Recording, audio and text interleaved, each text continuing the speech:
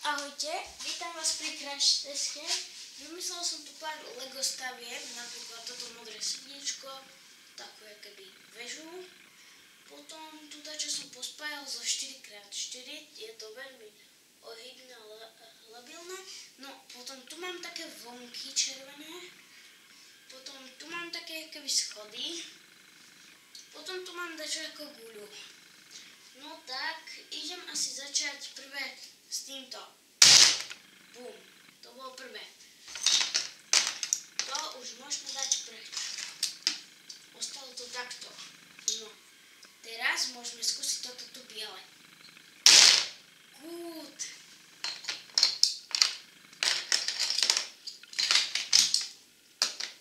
No, teraz môžeme skúsiť tu tie vlnky. Počkajte.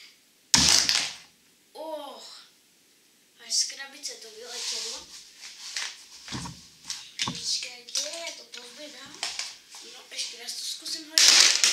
Takto by to asi malo vyzerať. No, tak ja to zoberiem teraz. Zase.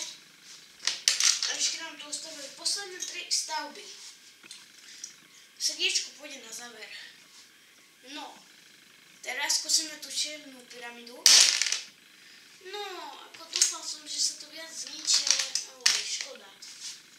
No, potom ježinku. Joj. Tak si dám, môžeme dať ešte srdiečko, počkajte, iba stalo mi toto. No, tu mám srdiečko, poďme na to.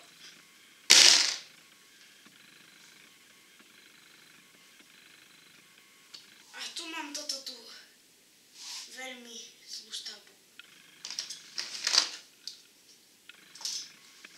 Počkať, hop, toto tu stavbu. No! Toto bolo väčšie.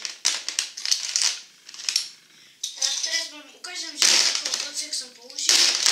Na každú stavbu som použil iba 10 kociek. To znamená, no jedine na túto 20. To znamená, keď máme, čakajte, jedna farba, druhá farba, tretia, štvrtá, piatá, tak 70 kociek tam je. A toto je pre dnešné video všetko. Ahojte!